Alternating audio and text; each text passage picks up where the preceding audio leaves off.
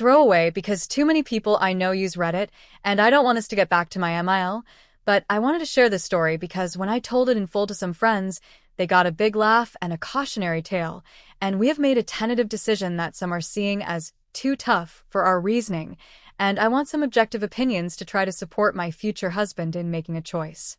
When I started dating my fiancé, he warned me his mom was crazy. His word, not mine, but early on, she seemed pretty normal if a bit immature at times.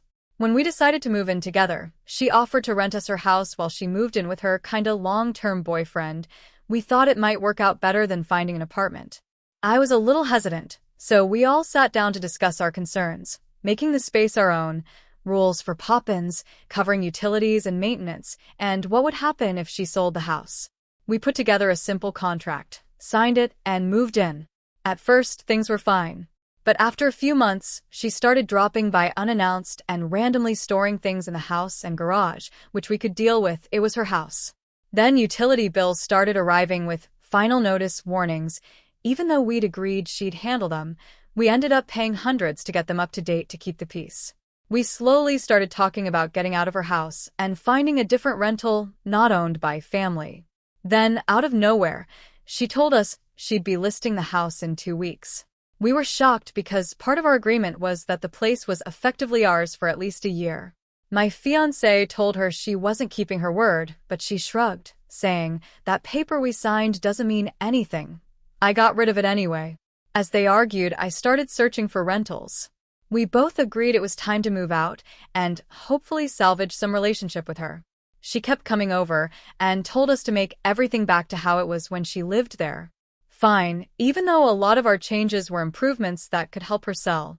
A realtor came by, took some photos just on her phone, and a couple of days later we got approved for a new place and began packing. Out of nowhere, she texted my fiancé saying, "You can stay, but rent is going up $100. When he called, she admitted her realtor suggested renting it instead of selling for various reasons, but it would take money to get it up to par to list it for rent to anyone but us and have other expenses as well. My fiancé refused, which made her furious, and she blamed it all on me, calling me a bitch, controlling, brainwashing, and telling him to leave me while he still had the chance. He snapped and defended me, saying she was jealous that I'm already everything she wants to be at 24. We moved up our move-in date to be out in 3 days. Over those last days, we got every trace of us out of there, including all the renter-friendly changes and upgrades like better bathroom hardware. Yes, I even uninstalled faucets out of pettiness, though we didn't need them at the new place. Aside from a little paint that we had approved with her before doing, it looked exactly like it did when she lived there. The realtor returned with a photographer and told her the house would likely sit on the market longer and get lower offers because it didn't look as good as it had with our updates.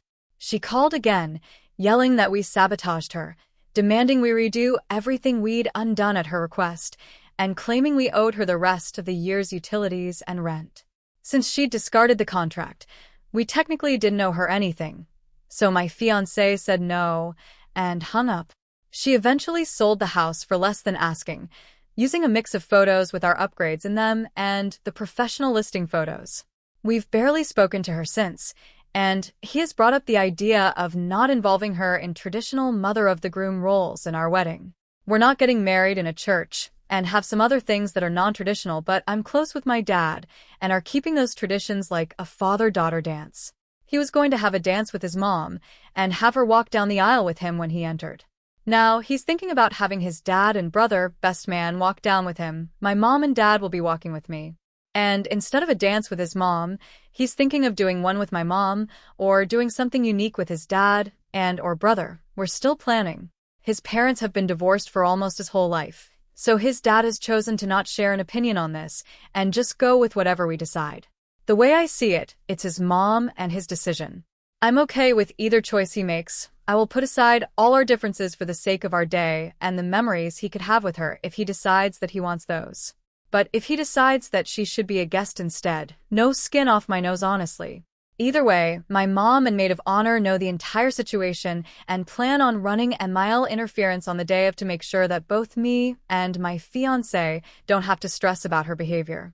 If at some point in the night she is gone, It likely means she acted up to the point that they kicked her out, and so be it. We trust their judgment, and the day is about our future. My family is looking at this like his dad is. She is a grown-ass woman, and whatever my fiancé decides are the consequences of her actions, they will support. A couple of his family members and some of our friends say we would be way too harsh to not involve her, and it will just be the nail in the coffin on the relationship with her, when right now it is salvageable. My fiancé is struggling because at the end of the day, she's his mom. But not only did she go after me fiercely, it's not the first time they have had it out.